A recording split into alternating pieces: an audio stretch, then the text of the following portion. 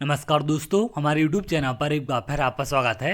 जैसा कि आप जानते हैं, मध्य प्रदेश अति शिक्षक की मेरिट लिस्ट आपकी जारी हो चुकी है। आप लोगों ने अपने अपने नाम वहां पर चेक कर लिए होंगे कि किसको स्कूल मिला है, किसको नहीं मिला है। तो उसके बाद से आप लोग के लगातार बड़ी संख्या में कमेंट हैं। बहुत सारे अभ्यर्थियों के कमेंट हैं कि सर हमारे अच्छे अंक हैं, उसके बाद भी हमें कोई भी स्कूल नहीं मिला। आखिर इसका क्या कारण हो सकता है। कुछ अभ्यर्थी ऐसे भी कमेंट कर रहे हैं कि सर कितने अंक वालों को स्कूल मिल गए हैं, क्या 200 से कम अंक वालों को स्कूल मिले या फिर नहीं मिले। कुछ अभ्यर्थियों के ऐसे भी कमेंट हैं कि आगे चल के क्या हमें स्कूल मिलने की संभावना है या फिर नहीं है, क्या सेकंड काउंसलिंग होगी या नहीं होगी। ऐसे तमाम कमेंट आप लोग के देखने मिले हैं। तो इन सब के बारे में एक एक करके आगे हम बात करेंगे। इसके साथ साथ कुछ अभ्यर्थियों के ऐसे भी कमेंट हैं कि सर जिनको एक से ज़्यादा स्कूल मिल चुके हैं उनको आगे क्या करना है। तो इसके बारे में आगे हम बात करते हैं। सबसे पहले अगर हम बात करें कि जिनको एक से ज़्यादा स्कूल मिले हैं उनको आगे क्या करना है।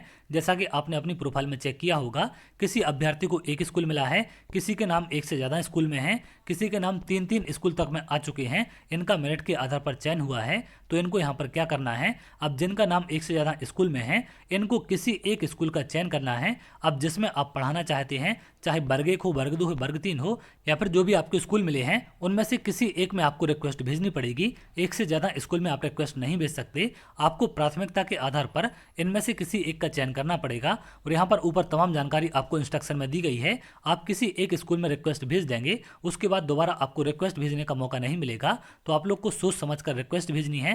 आप पहले सोच लें कि आपको कौन से स्कूल में पढ़ाना है या फिर कौन सा स्कूल आपके पास है, उसके बाद ही आप वहाँ पर रिक्वेस्ट भेजें। क्योंकि अगर आप किसी एक विद्यालय में रिक्वेस्ट भेज देते हैं तो उसके बाद दोबारा आपको रिक्वेस्ट भेजने का मौका नहीं मिलेगा।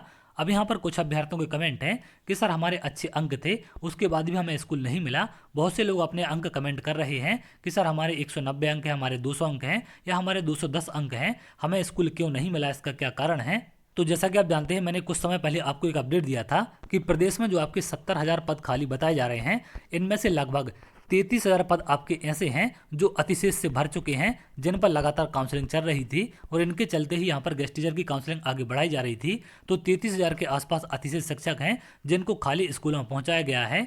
इसके अलावा जो पहले से गेस्ट टीचर काम कर रहे थे उनसे भी बहुत बड़ी संख्या में पद भर चुके हैं। अगर हम बात करें न्यू गेस्ट टीचर की, जिनकी नई भर्ती होने वाली थी, तो इनके लिए बहुत कम यहाँ पर पद बचे थे जो आपके स्कूल चॉइस फिलिंग के माध्यम से नए गेस्ट टीचरों से भरे जाने थे। इसके साथ साथ जो पद आपको पोर्टल में खाली दिखाए जा रहे थे उसमें से कई सारे पदों को क्लोज किया गया है। जैसा कि आपने पोर्टल में देखा होगा, जिन स्कूलों का आपने चयन किया था उसमें से कई सारे स्कूल डिलीट किए गए थे। बहुत कम संख्या में वहाँ पर आपके स्कूल बचे थे। तो ये तमाम कारण हैं जिनके चलते कम स्कूल बचे हैं और कम स्कूल होने के चलते ज़्यादा अंक वालों को भी यहाँ पर स्कूल नहीं मिल पाए हैं। अगर पद ज़्यादा संख्या में होते तो बिल्कुल यहाँ पर अच्छे अंक वालों को स्कूल मिल पाते। तो कट ऑफ ज़्यादा होने का यही कारण है कि आपके अच्छे अंक हैं, उसके बाद भी आपको स्कूल नहीं मिला है। तो कट ऑफ ज़्यादा जाने का सबसे मेन कारण यही है कि आपके पद ज़्यादा नहीं बचे थे। अब यहाँ पर अच्छे अंक होने पर भी स्कूल ना मिलने का एक और कारण निकल कर सामने आया है कि जिनके अच्छे अंक थे उन्होंने 2 स्कूल, 5 स्कूल, 10 स्कूल, इतने कम स्कूलों का चयन किया है या फिर मात्र 20 स्कूलों का चयन किया है। तो एक कारण यहाँ पर ये भी निकल कर सामने आया है कि अच्छे अंक होने के चलते अभ्यर्थियों को लग रहा था कि हमने जो स्कूल चयन किया है उसी में से हमें कोई स्कूल मिल जाएगा। तो यहाँ पर इस कंडीशन के चलते भी इनको स्कूल नहीं मिल पाए हैं, क्योंकि हो सकता है जितने स्कूलों का आपने चयन किया है उसमें से आपसे ज़्यादा अंक वाले अभ्यर्थी हों तो उनमें आपका चयन नहीं हुआ है। अगर आप ज़्यादा स्कूल यहाँ पर चयन करते तो आपके मेरिट में आने की संभावना बिल्कुल बन जाती। इसको लेकर मैंने आपको बार बार जानकारी दी है कि आप लोग ज़्यादा से ज़्यादा स्कूलों का चयन करें। विभाग की तरफ से भी आपको इंस्ट्रक्शन दिया गया था कि आप लोग ज़्यादा से ज़्यादा स्कूलों का चयन करें। अगर आपने ज़्यादा स्कूलों का चयन किया होता तो आपके स्कूल मिलने की संभावना यहाँ पर ज़्यादा होती।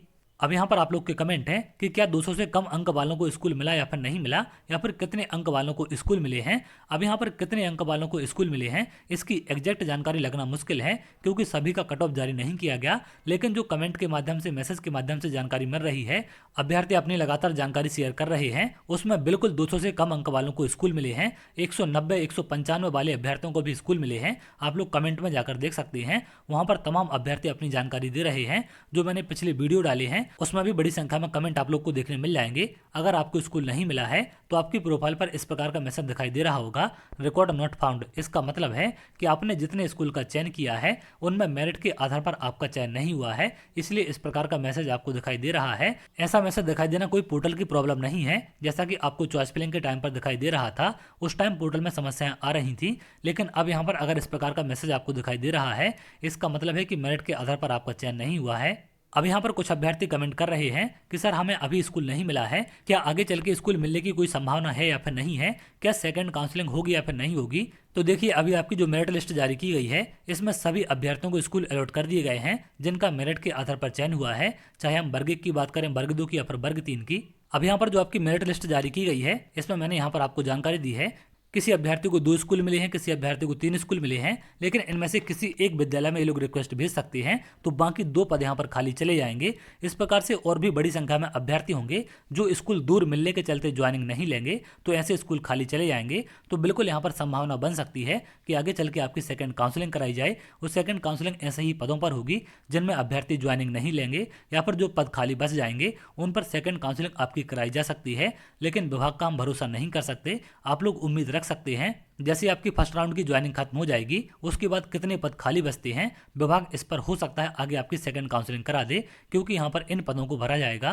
क्योंकि चॉइस फिलिंग के माध्यम से आपकी जानकारी विभाग तक पहुंच चुकी है तो मेरिट के आधार पर बिल्कुल सेकंड काउंसलिंग के लिए आपके नाम जारी हो सकते हैं। तो जिनको स्कूल नहीं मिला है आप लोग अभी उम्मीद ना छोड़ें, आगे चल के सेकंड काउंसलिंग की संभावना बन सकती है। ऐसे स्कूल आपको मिल सकते हैं जहां पर अभ्यर्थी ज्वाइनिंग नहीं लेंगे या फिर जो पद आपके खाली चले जाएंगे। तो उम्मीद करते हैं सारी चीज़ें आपको यहाँ पर क्लियर हो चुकी हैं कि आखिर अच्छे अंक होने पर भी आपको स्कूल क्यों नहीं मिले हैं, उनके मेन कारण क्या हैं। इसके साथ साथ आगे सेकंड काउंसलिंग की संभावना आपकी बिल्कुल हो सकती है।